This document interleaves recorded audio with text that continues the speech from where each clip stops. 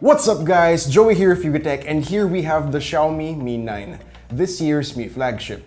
So despite being less than half the cost of other 2019 flagships at just under 25,000 pesos, does it have what it takes to stand among their ranks? So design-wise, the Mi 9 definitely feels high-end and premium. It has a glass back that's slightly curved, allowing it to rest comfortably in the hand. And since it does have a glass back, it's an absolute smudge magnet, and somehow even more so than other phones with glass backs for some reason. So yes, I do recommend using the clear case included in the box. Xiaomi describes the Mi 9's design as holographic, but since our unit here is in the piano black color, it's not really that apparent unless you look at the phone from very specific angles. Here at the back, we have a triple camera setup which is neatly stacked, and it's cool to see that one of the lenses has a holographic accent. However, the Mi 9 does suffer from a little bit of a camera bump, so expect some wobble when it's naked on the table. On the right side, we have the volume and power buttons, which are both easy to reach and delightfully clicky.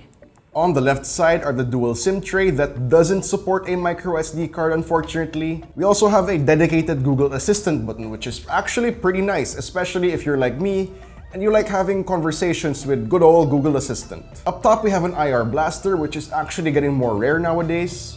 At the bottom, we have a loudspeaker, microphone, and Type-C port. No headphone jack here, but in the box, we do have a dongle included for all you wired headphone users. Which brings us up to the front. The Mi 9 has a 6.39-inch AMOLED screen with a resolution of 2340 by 1080. Up top, we get a teardrop notch that houses a 20-megapixel selfie camera. With that sweet AMOLED screen, it's an absolute treat to watch videos on this thing, as we get great contrast, deep blacks, and very vibrant colors. Even just swiping around the home screen is pleasing to the eyes. On the note of protection, we get Gorilla Glass 6, so if you're a clumsy person, you need not worry about breaking the screen immediately. This is also good because the Mi 9 has an optical under-display fingerprint scanner, so your screen needs that protection.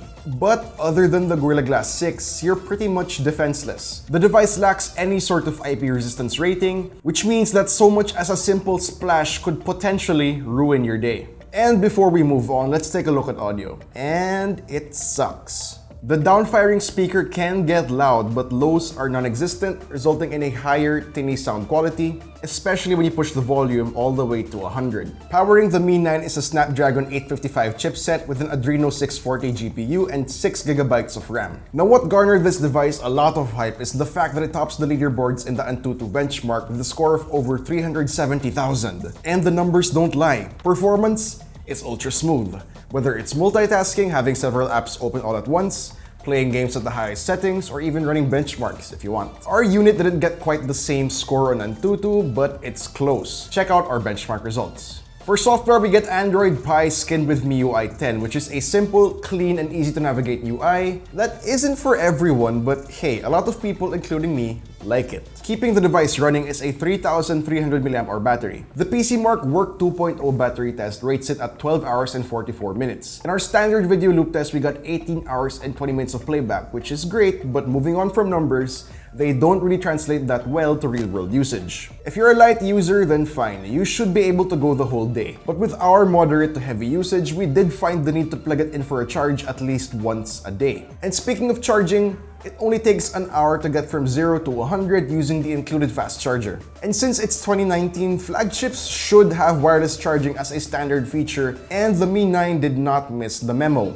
It's armed with 20 watts wireless charging. Now moving on to cameras. Up front, a 20-megapixel selfie camera, and at the back we have a 12-megapixel telephoto camera, 48-megapixel Sony IMX586 camera, and a 16-megapixel ultra-wide camera. For the front camera, it produces strong, color-accurate, and impressive selfies. It captures good skin tones and has a lot of detail. With beauty mode turned on, the post-processing gives subjects smoother skin without making it look unnatural. And in portrait mode, it does a great job at isolating the subject from the background. For the rear cameras, in good natural lighting, we get awesome photos with a lot of detail, great color, and excellent contrast. Though it should be noted that greens and reds come out looking particularly vivid, as you can see in our plant photos here. Low-light photos, however, are a different story. While the images seem bright, saturation takes a dip, and the overall quality just isn't up to par with the daylight shots.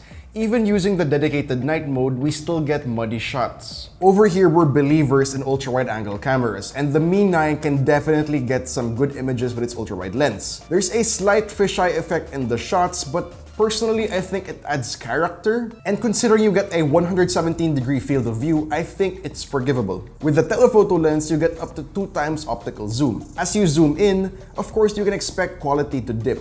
This ain't no P30 Pro, but at its limits, the Mi 9 can generally get some good detail far away. For videos, you can shoot up to 4K at 60 FPS. Quality is impressive with sharp detail and good colors just like the still photos. And stabilization, well, it's present.